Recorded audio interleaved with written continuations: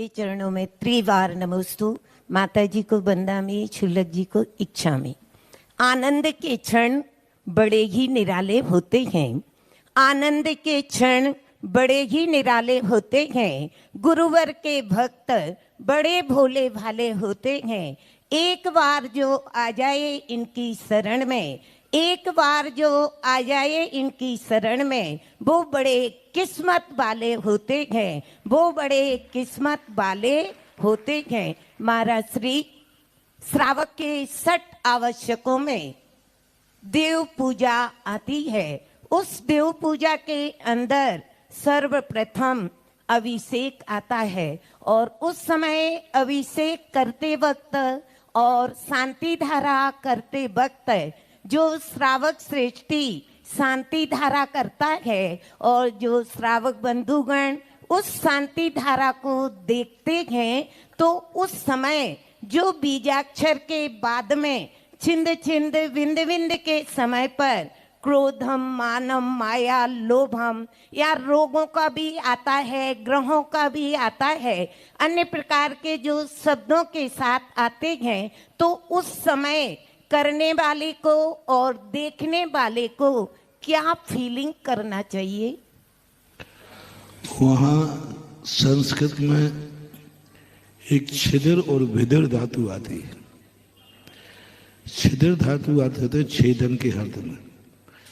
छेदन का अर्थ होता है उसको कमजोर करो। भेदन विदारण के अर्थ में आता है उसे अलग करो। तो वहां पर छिद्र और भिद्र धातु से छिंद छिंद भिंद भिंद बना हुआ है।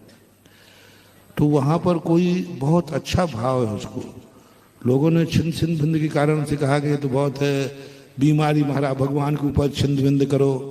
अरे वहां बीमारी को नहीं किया गया। सर्प बिच्छू आदि के बिच्छू को छिंद भिंद नहीं किया गया। विष को भी छिंद भिंद नहीं किया गया। वृश्चिक विष भयानी, भय छिंद भिंद भिंद हो। महामारी भयम छिंद छिंद भिंद भिंद, महामारी का छिंद नहीं, विष उसका भय। और ऐसी यदि बात मानोगे तो ये तो अपन कह रहे दुख को कमक हो बोल लाहू सुगई मनम समय, ये सब आते। इसलिए सबको उस समय जो बोला जा रहा है, जैसे वहां भूत पिशाच आते डाकनी भयानी, ये भूत का छिंद भिंद नहीं किया गया। उसका जो भय है वो छिंद भिंद हो जाए, यानी हमारे लिए भय को नाश हो जाए, हमारा भय कम हो जाए और नष्ट हो जाए। इसलिए छिंद छिंद भिंद भिंद पूरी शांति धारा पढ़ो। कहीं भी बहुत ही निर्दोष शांति धारा है। शुद्ध कुंद कुंद मूल आमना की रक्षा करने वाले हैं। कुंद कुंद मूल आमना की परंपरा की पूर्ण रक्षा करता है। यह मांगनंदी का पूरा अभिषेक पाठ और शांति धारा भी संभवतः उन्हीं की है। तो इसमें इतनी निर्बद्ध चर्या है। देखो उन्होंने स्पष्ट कहा शुद्ध जल का अभिषेक, कि शुद्ध जल से अभिषेक कर रहा हूं। कुंद कुंद की यही मूल परंपरा है। और शांति धारा का तो कल हमने बताया था, जन्म कल्याणक पर जन्म के समय शांति धारा। अब मूर्ति इससे ये सिद्ध हुआ है, जहां जहां अभिषेक है वहां वहां शांति धारा की स्थिति बनती है, और वो भी झाड़ी से बनते हैं। इसलिए छिंद छिंद भिंद भिंद के समय अपन को सुनते समय भावना आना चाहिए, मेरा यह अशुभ कर्म छिंद छिंद भिंद भिंद हो। मेरे जीवन में जो दुख है, महामारी है, ये सब छिंद छिंद भिंद भिंद हो, ऐसा भाव करना चाहिए, करने वाले को भी, सुनने वाले को। और ये देखने की परंपरा कोई यहाँ से नहीं है, अकृत्रिम है। जब भगवान का अभिषेक होता है तो सभी लोग अभिषेक नहीं करते। पांडुकशिला पर, मेरू पर्वत पर मां सौधर्मेंद्र अभिषेक करता है। एक मत के अनुसार ईशान भी करता है। भगवान जहाँ बीच में बैठते हैं, दोनों तरफ 2 सिंहासन लगे हुए हैं, एक सौधर्मेंद्र का और एक ईशान इंद्र का। दोनों बैठ करके अभिषेक करते हैं, ये भी उल्लेख है। लेकिन अभिषेक के बाद जो शेष इंद्र हैं, वो इंद्र सब अभिषेक नहीं करते, सब देखते हैं, इंद्र इंद्राणियां देखती हैं। और तीसरा वर्णन ये मिलता है, सौधर्मेंद्र अभिषेक करता है, ईशान इंद्र छत्र लगाता है, सनत कुमार महेंद्र चवर ढोलते हैं और शेष इंद्र जय जयकार करते हैं। तो इससे सिद्ध हुआ कि अभिषेक तो किया उसने, शेष चंद्र जय हो होकर यानी देखते। तो ये देखने की परंपरा बहुत प्राचीन अनादि अनंत काल की है। तो करने की अपेक्षा देखने वाला भी वही भावना करना चाहिए। अभी धार्मिक क्रियाओं को देखने की भी परंपरा अभिषेक की नहीं, आहार दान देखने की परंपरा है। पद्म पुराण के अंदर त्रियंचों ने भगवान का आहार दान देखा और उन्होंने अपना भाव सुधार लिया।